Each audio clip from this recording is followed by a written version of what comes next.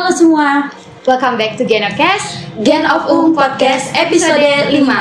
Oke, kali ini kami akan berbagi cerita untuk mengisi waktu luang teman-teman sekalian dengan tema yang gak kalah menarik dari episode sebelumnya. Tapi sebelum itu kami akan perkenalan diri. Saya sebagai host, Catherine Manulang. Saya Keisha Siregar.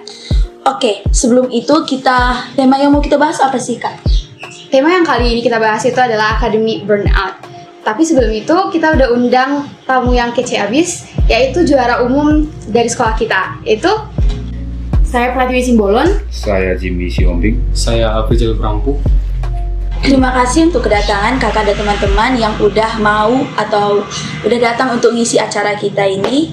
Dan tema kita kali ini yaitu Academic burnout. Tapi sebelum kita membahas academic burnout ini, mari kita flashback ke kejadian 2 tahun lalu di mana kasus COVID-19 sedang maraknya terjadi.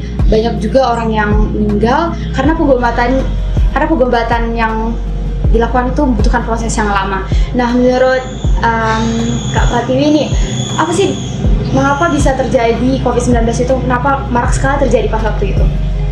Oke, kalau dari aku sih alasan kenapa COVID-19 itu marak saat itu yaitu karena masyarakat yang masih kurang mematuhi protokol kesehatan dan masyarakat itu masih percaya nggak percaya COVID itu ada atau enggak gitu kan, sehingga mereka masih belum sepenuhnya mematuhi protokol kesehatan. Iya sih Kak, aku juga setuju sama yang kakak bilang. Aku juga sempat sih nggak percaya kalau pandemi ini emang ada. Aku kira pandemi ini hanya demam biasa, ternyata lebih mematikan dari yang dibicarakan oleh teman-teman. Jadi apa sih sebenarnya akibat dari pandemi ini? Sebenarnya pandemi ini memiliki pengaruh yang cukup signifikan pada kehidupan kita, misalnya di bidang ekonomi. Mungkin pada saat terjadi pandemi ini atau pandemi merajalela ini, terjadi PHK besar-besaran yang memunculkan banyak pengangguran di Indonesia. Mungkin bagi kita sebagian pelajar atau siswa tidak akan terkena PHK ini, melainkan mungkin pengurangan uang jajan dari orang tua. Kira-kira menurut Jimmy bagaimana kehidupan ekonomi saat pandemi ini? Tadi kan dari segi ekonomi, jadi aku kan masih pelajar, jadi aku ambil tentang uang jajan. Jadi untuk uang jajan aku per minggu itu kan 30.000. Jadi untuk jatah uang paket itu 75.000. Jadi aku pakai kartu Telkomsel. Jadi kartu Telkomsel itu 75.000 cukup 15 giga. Jadi kan waktu pembelajaran daring kan pembelajarannya nggak efektif. Jadi guru ngasih tugas, saya kerjakan, saya cuma main HP.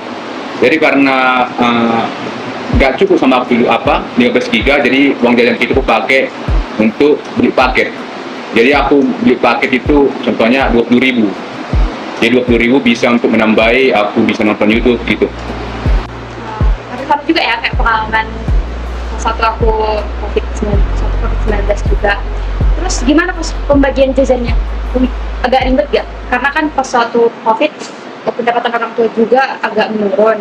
Jadi gimana nih Kak Jimmy mengatur untuk jajan? Jadi untuk mengatur uang jajan tadi sudah bilang tadi kan bahwa 20.000 itu untuk apa? Untuk beli paket. Jadi 10.000 lagi untuk jajan apa? Contohnya ngambil jajan-jajanan gitulah untuk makanan ringan sehari-hari gitu. Jadi untuk itulah habis uang jajan selama seminggu. Oke. Nah, tadi kan sudah dibahas di dalam bidang ekonomi. Sekarang kita akan lanjut bahas ke bidang sosial, di mana kita itu dilarang untuk keluar rumah dan untuk berkumpul juga, dan muncul juga istilah baru yang namanya social distancing, dan juga kita diharuskan untuk memakai masker. Pokoknya banyak sih peraturan-peraturan yang ditetapkan pemerintah untuk mengurangi atau mencegah penyebaran COVID-19 ini. Nah, untuk kakak dan teman-teman sekalian ini mematuhi peraturan tersebut gak, atau malah hostnya yang melanggar? Kalau aku sih sampai sekarang ini udah lumayan maksimal lah untuk mematuhi peraturan yang diberikan pemerintah. Kalau tamu-tamu sekalian gimana? Kalau aku pasti mematuhi banget lah ya. Jadi kalau aku rada-rada nggak patuhi karena aku nggak percaya sama COVID. Karena aku lihat COVID ini kan di berita. Jadi aku matuhi protokol kesehatan itu waktu ada keluarga kena dan juga ada tetangga kena depan rumah. Jadi disitulah aku matuhi. Jadi di rumah pun aku pakai masker karena takutnya gitu kan di depan rumah kena, jadi aku pakai masker gitu di rumah. Jadi kalau ada megang langsung cuci tangan gitu. Untuk Afrizan? Kalau aku tentang mematuhi protokol kesehatan, terkadang juga. Mungkin kan sewaktu kita main-main sama teman-teman, agak lupa tentang protokol kesehatan. Tapi misalnya waktu daring, kita kan sering disuruh mengantar tugas ke sekolah. Waktu di situ kita harus memakai masker. Kan beda kalau sama teman-teman, jadi lupa tentang protokol kesehatan. Terus karena fokus di bidang sosial, ekonomi, dan kesehatan, jadi politik gak bakalan berpengaruh lah ya. Tapi pemerintah mengeluarkan beberapa peraturan untuk meminimalisir penyebaran dari COVID-19 ini. Tapi sebenarnya yang paling berpengaruh itu adalah di bidang pendidikan. Semenjak corona ini datang, kita batasi di daerah Sidikalang ini misalnya ya. Awal-awal corona itu merebak itu kalau nggak salah kita diliburkan 2 minggu ya. Dan asli itu memang belum ada rencana untuk belajar virtual. Tetapi setelah 1 bulan berlangsung, pemerintah mengeluarkan kebijakan agar seluruh sekolah sebaiknya untuk belajar secara virtual atau daring. Menurut Afrizal sendiri, beralih ke masa sekarang kan udah hampir 1 semester kita melalui pembelajaran secara tatap muka. Gimana sih perbedaan atau pengaruh dari belajar daring di tahun sebelumnya dengan sekarang ini? Kalau menurutku, pembelajaran secara daring ini terasa berat mungkin. Karena pembelajaran semester lalu kan kita masih daring. Jadi kita belajar dari rumah tanpa ada rasa capek. Misalnya kan kita belajar dari rumah, bisa nonton YouTube, hanya tulis di atas meja. Tetapi kalau kita di sekolah kan kita belajar, misalnya kita belajar dari pagi, mungkin ada kegiatan kemana-mana. Apalagi kan di program unggulan ini kan kita ada kegiatan sore. Kita lagi masuk kegiatan sore sampai jam 6, mungkin secara aku mungkin masuk lagi bimbel malam. Jadi menurutku pengaruhnya mungkin dari pembelajaran semester lalu dengan semester sekarang ini ada terasa berat. Karena kayak misalnya kebebasan itu lebih terbatasi ya, jadi kita mau melakukan ini atau itu, jadi kayak harus pikir panjang juga, harus pandai manajemen waktu gitu ya. Tapi kalau dipikir-pikir, pembelajaran tahun ini apalagi bagi siswa ya, siswa SMA itu kayak banyak sekali kejutan gak sih? Semenjak COVID kita juga dikagetkan karena tiba-tiba proses pembelajaran itu terus berubah, yang dari tatap muka berubah jadi virtual atau daring. Terus pas waktu sekarang, di tahun sekarang ini kita udah tiba-tiba aja tatap muka. Nah, selain itu juga banyak peraturan juga yang diubah yang untuk agar kita masuk ke PTN, diubah sama menteri. Jadi banyak sekali peraturan yang diubah yang membuat kita itu rasa kaget dan juga jenuh. Belakangan ini banyak juga siswa yang mengalami yang namanya academic burnout.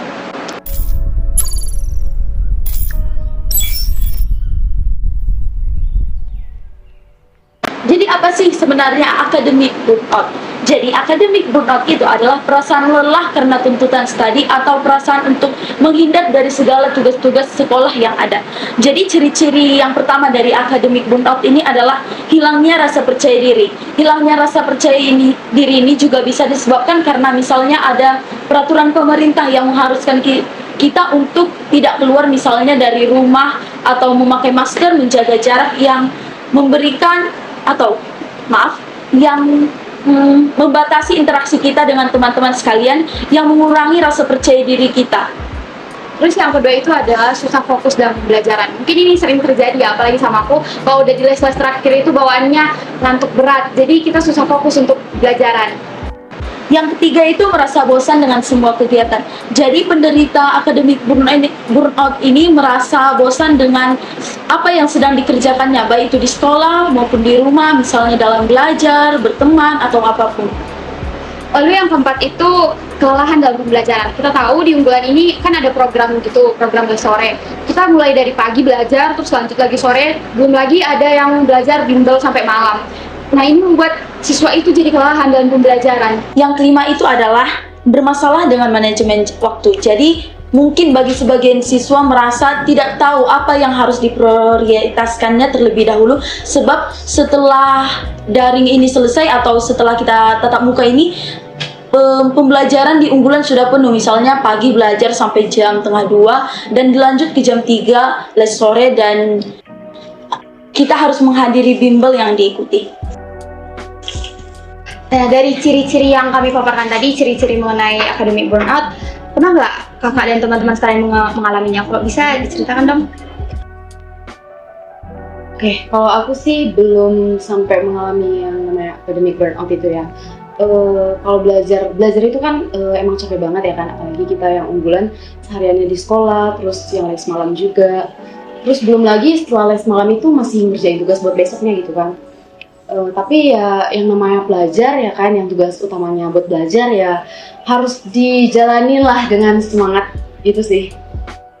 Jadi kalau aku, kalau yang hanya dua ciri yang pernah dialami, apakah disebut dengan academic burnout? Tidak. Karena kalau aku sendiri yang pernah mengalami itu susah fokus. Mungkin karena banyak beban pikiran. Beban pikirannya bukan masalah keluarga gitu, bukan masalah ekonomi, cuman beban tugas ini. Kan kadang guru ngasih tugas itu kan udah tahu kita les sore, tambah lagi tugas banyak kan, apalagi wawancara disuruh kan, beban itu kan gimana nanti kalau nggak diselesaikan ini, kawan selesai gimana kita gitu kan. Baru lelah belajar. Kalau lelah belajar kan itu wajar, karena kalau kita anak unggulan kan les sore baru malamnya lanjut bimbel. Jadi di situ kan kurang bimbel baru mengerjakan tugas lagi, di situ kan lelah gitu. Jadi sebenarnya sih perlu refreshing ya kan, karena udah lelah kan. Tapi cuman semoga program unggulan ada untuk refreshing gitu kan. Betul, setuju. Ini sudah terbuka untuk ketum ya. Lanjut ke Fiza. Di academic burnout, contohnya seperti kurang rasa percaya diri.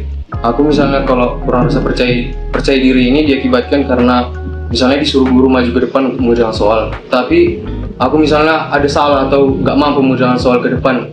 Jadi setelah aku mengerjakan soal ke depan itu, untuk balik ke tempat duduk itu jadi berpikir kok bisa lah tadi aku nggak bisa ya. Jadi sampai di tempat duduk berpikir terus.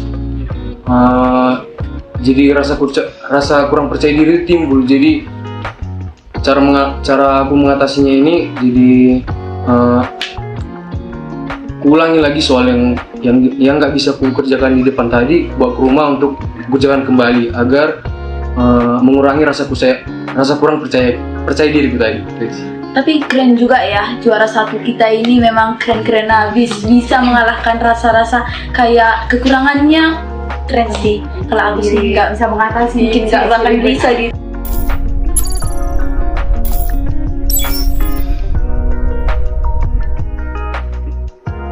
Halo guys, kembali lagi dengan aku Keisha Siregar. Kali ini kita akan melanjutkan topik pembahasan kita. Tapi sebelum itu, aku ada partner host baru nih. Kita sambut partner host baru kita. Halo semuanya, aku Putri Matupang dan ya, aku adalah host yang kemarin episode yang keempat dan senang bertemu kalian kembali di episode yang kelima ini. Sekedar info ya, tamu kami satu orang sedang ada halangan, jadi sisa tamu kita kemarin hanya tinggal 2 lagi. Oke, kita lanjut pembahasannya. Silakan Kisha. Oke nih, buat tamu kita Pratiwi dan Afrizal ya, kita lanjut pertanyaan yang tadi. Di lingkungan sekitar kalian nih, ada nggak teman-teman kalian yang mengalami kondisi yang kita sebutin tadi itu? Banyak atau sedikit, atau efeknya bagi mereka itu ada nggak? Kalau bisa kalian tahu. Oke, kalau aku cerita tentang yang di kelas aku aja ya. Kalau yang di kelas aku sih aku nggak lihat sampai mengalami academic burnout kayak gini sampai separah itu gitu kan. Palingan mereka nanti kalau lagi capek belajar atau gimana itu hanya istirahat sebentar, relax gitu, nggak sampai jadi kehilangan percaya diri, nggak sampai malas banget gitu, karena orangnya juga rata-rata ambis gitu sih. Berarti emang kawan-kawan itu nggak terlalu dapat efek-efek dari yang academic burnout ini. Kalau Afriza sendiri gimana? Kalau di lingkungan kelasku mungkin ada, tapi tidak terlalu banyak, mungkin hanya beberapa orang. Kalau di kelas kami biasanya cara mengatasi misalnya kalau stres dengan tugas, kami biasanya di waktu luang atau di jam kosong kami nyanyi bersama sama teman-teman. Keren juga ya kelasnya ya, nyanyi bersama. Solidnya nampak berarti ya di kelas kalian.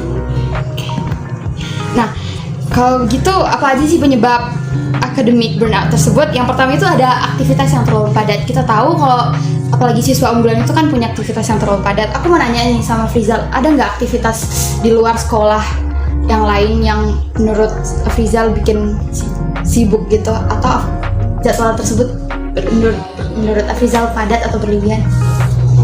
Kalau untuk sekarang ada ya, mungkin setelah les sore kan masuk lagi bimbel malam. bimbel malam ini kan kita mulai dari jam 7 sampai dengan pukul setengah 9. Jadi itu mungkin jam padat sih. Jadi kan waktu setelah kita pulang les kan kita harus siap-siap lagi untuk makan malam. Belum lagi kita untuk menyusun roster buku. Jadi kalau aku bilang sih jadwal kita satu hari itu memang betul-betul padat. Kalau TV sendiri gimana? Sama banget sih ya kan, karena aku juga les malam dan setelah les malam itu masih mengerjain tugas buat besoknya. Jadi itu satu harian full banget capeknya itu sih. Terus cara kalian manajemen waktunya biar apa gitu? Karena kan gimana ya, anak-anak muda zaman sekarang, anak SMA gitu kan, karena makin padatnya jadwal mereka, ada yang belajar lah, ada yang kegiatan non akademik lah gitu. Kan itu kan biasanya kan kurang waktu tidur. Nah itu apa yang kalian atasi? Pernah nggak ngantuk di kelas karena saking padatnya jadwal? Pernah sih. Terus cara kalian mengatasinya bagaimana? Cara mengatasinya cerita-cerita sama teman sih Kak. Atau enggak yang tadi dibilang cara menghilangkan stres itu nyanyi-nyanyi. Oh nyanyi-nyanyi juga ya. Kalau TV gimana? Kalau aku sih manajemen waktunya itu karena udah jadi terbiasa gitu kan. Jadi setiap hari les sore, setiap hari les malam gitu. Jadi bisa sendiri sih sekarang. Kalau ngantuk di kelas kayaknya nggak terlalu sering lah ya. Termasuk baik juga kakak ini ya. Iya sih. Berarti nggak sering begadang ya Kak? Begadang sering, tapi nggak ngantuk juga pagi-paginya. Keren. Kok bisa kak minum kopi pagi-paginya? Malamnya ini. Malamnya yang minum kopi. Oke, kita lanjut ke penyebab akademik burnout yang kedua, yaitu persaingan yang kurang sehat. Di kelas kita ini ya, semua tentu ada yang namanya persaingan ya, nggak siapa lagi yang kelas 12 kan. Persaingan tuh ketat banget gak sih untuk PTN kita pengen. Menurut Afrizal dan Pratiwi nih, persaingan di kelas kalian itu udah set atau belum? Kalau untuk sekarang persaingan di kelas sudah set sih Kak. Oh, kalau TV gimana? Apalagi kan TV kan udah kelas 12 nih, sehat atau belum? Atau ada nggak yang kayak memang satu orang egois gitu di kelas? Kalau di kelas aku sih ya kan karena hampir semua gitu ambis ya kan. Jadi saling berlomba buat ngejawab guru, ngejawab pertanyaan ya kan. Tapi masih bisa bilang sehat karena bersaing untuk hal positif itu sih. Oke, kan itu kan tentang persaingan ya, persaingan di kelas kita nih. Buat kalian berdua nih, apa sih pendapat kalian tentang persaingan yang berhubungan dengan kalah dan menang? Dua dari TV dulu nih. Kalau menurut aku sih ya kalah dan menang itu kan tergantung sama seberapa besar usaha kita ya kan. Jadi ya kalau hasilnya baik ya berarti kita udah berusaha semaksimal mungkin. Tapi kalau hasilnya nggak baik ya itu kan salah kita ya kan, salah kita ya kenapa nggak berusaha gitu. Kalau Afrizal sendiri? Kalau menurutku sih Kak, kalau menang itu kan biasa. Apalagi dalam kompetisi di kelas saling berlomba untuk mendapatkan peringkat pertama lah dibilang atau 3 besar. Jadi kan setiap orang di kelas itu berusaha semaksimal mungkin untuk mendapatkan peringkat kelas. Misalnya seperti juara 1, 2, dan 3. Mungkin kalau bagi teman-teman yang belum mendapatkan ranking bisa jadi sudah maksimal usahanya, tetapi bukan rezekinya di juara itu. Iya. Jadi menurutmu itu ranking kelas itu penting nggak? Kalau menurutku penting Kak. Soalnya kan dari ranking kelas ini kan nilai rapor kita kan juga ditentukan dari situ. Oh iya. TV? Oh ya kan jarakmu jadi beda ya TV. Penting lah ya TV ya. Menurut TV pasti ranking kelas ya. Penting sih buat SNM. Oh iya buat SNM. Buat orang tua juga penting TV. Penting buat menggain orang tua. Oke, kalau misalnya nggak ranking kelas lagi, marah nggak orang tua itu? Nggak marah sih, tapi pasti ada kecewa kan. Dan aku sendiri juga pasti kecewa lah sama diri sendiri gitu. Terus yang kita selanjutnya nomor 3 itu kurangnya rasa percaya diri. Ini pasti sering kan, apalagi kita alami, kita kayak nggak pede untuk jawab pertanyaan ke depan atau nggak pede ini jawaban kita betul apa enggak ya. Aku mau nanya ini untuk Afrizal. Menurut Afrizal, apa sih hubungan percaya diri sama kejenuhan belajar ini? Karena hubungan dari kurang percaya diri dengan kejenuhan belajar itu kan diawali dari kejenuhan belajar. Misalnya jenuh kita belajar, misalnya banyak tugas, misalnya belajar terus, jadi jenuh untuk belajar. Jadi karena jenuh untuk belajar, malas jadi belajar. Malas belajar, jadi nggak percaya diri. Iya. Oh, gitu. Berarti ada hubungannya dong. Iya. Berarti ada hubungannya kan. Tapi jenuh dulu baru nggak percaya diri. kurang percaya diri. Oh, TV gimana? Kalau menurut aku pas sih kayak yang disampaikan sama Afrizal, karena kita jenuh, jadi kita nggak percaya diri karena kita udah nggak belajar lagi gitu kan, kita udah jenuh, kita nggak belajar lagi, ya kita pastinya nggak percaya diri buat ngejawab soal atau ngerjain soal yang dikasih sama guru kan. Itu aja Tiwi. Oke, ini penyebab akademik burnout yang paling sering dikeluhkan semua anak muda ya, yaitu tugas yang terlalu banyak. Kalian pernah merasa nggak sih tugas terlalu banyak kan, sampai itu yang dikatain Aprizal tadi, sampai jenuh. Nah, dalam kasus ini itu tugas terlalu banyak itu salahnya guru atau siswa. Itu kan sekali jadi pro dan kontra gitu. Menurut Tiwi gimana? Kalau menurut aku sih ya itu bukan salah guru atau siswa, tapi itu kan memang tuntutan pembelajaran saat ini gitu kan. Karena tugas itu juga kan penting biar buat kita belajar di rumah ya kan. Tapi kalau kebanyakan ya pastinya membebani siswa lah ya. Apalagi padat banget kan jadwalnya setiap hari. Jadi kakak pengennya tugasnya dikit-dikit aja gitu. Dikit-dikit aja lah. Apalagi sekarang kan banyak banget tuh tugas PowerPoint ya kan, presentasi. Makalah. Itu capek banget iya. Iya. Kak Frida sendiri gimana? Kalau aku sama juga sama Kak Tiwi, nggak ada yang salah tentang banyaknya tugas. Dari banyak tugas ini kan kita jadi sering berlatih untuk mengerjakan soal. Jadi kan ilmu kita jadi berguna untuk mengerjakan soal, misalnya mengerjakan tugas di rumah. Jadi di sekolah pun kita misalnya kalau mengerjakan soal ke depan jadi bisa terbantu dengan tugas-tugas yang kita kerjakan dari rumah. Oke, tapi ngeluh nggak sih? Sedikit. Oh, ngeluh juga ya. Pernah nuntut gak sama guru? Kalau banyak tugas. terkadang. Itu sama aja, berarti emang tugas tuh nggak boleh banyak-banyak ya. Berarti pengennya, April juga pengennya tugasnya dikit aja gitu. Sedikit, sepadan atau banyak? Sepadan lah ya. Iya. Supaya manajemen waktunya juga agak lebih mudah. Terus buat kalian juga nih, aku pengen nanya lagi. Kalau misalnya kalian udah nugas yang diberikan guru, kalian masih belajar lagi nggak? Kalau aku sih masih ya, apalagi kan Beda kali lah kakak apalagi satu ini ya. kalau yang sekarang kan tugas-tugas kita itu materi sekolah itu kan nggak diujikan lagi ya di UTBK. Kalau aku masih belajar lagi, setelah itu belajar tentang PPS itu sih. April sendiri? Kalau aku masih gak, misalnya setelah menjalankan tugas dari sekolah, aku belajar atau baca-baca buku lagi untuk pelajaran besok. Jadi ada persiapan untuk misalnya ada menjalankan soal, juga ada persiapan dari rumah untuk di sekolah. Hebat ya kalian ya. Beda yang juara Emang ini. beda yang juaranya kawan-kawan. Aku aja bukan apa ya, kalau aku sendiri sih, aku udah ngerjain tugas-tugas dari guru. Kalau misalnya belajar juga masih rada malas karena memang udah membebani otak nggak sih, ya nggak sih? Kisah gimana tuh? Kalau aku sih Kak, kalau udah selesai ngerjain tugas langsung tidur. Oh ya setuju, aku juga seperti itu sih. Karena memang gimana ya, zaman sekarang kayak susah banget untuk manajemen waktu. Tapi kalian hebat sih, kalian kayak salut sama kalian. Masih bisa belajar. Iya, nampak memang ya prestasinya langsung jadi juara satu umum di angkatan kalian. Oke. Nah, di akhir nih pertanyaan terakhir. Tadi kan kita udah bahas akademik burnout ini. Menurut pendapat Afrizal dan Kak Pratiwi, gimana sih solusi untuk mengatasi akademik burnout ini? Kalau menurutku cara mengatasi akademik burnout ini sering-sering berinteraksi dengan keluarga mungkin ya. Contoh dekatnya dengan keluarga, misalnya seperti dengan mama atau bapak atau dengan saudara-saudara kita yang lain, sering berkomunikasi. Misalnya seperti aku nih, misalnya semua saudara aku ada yang merantau misalnya kan, jadi sering teleponan, jadi menghilangkan stres juga dari situ juga. Kadang juga sering curhat kayak mana di sekolah, kayak mana di kuliahnya. Terus minta saran juga sama keluarga gimana? Terkadang kalau minta saran lebih ke sama mama sih. Kak Pratiwi?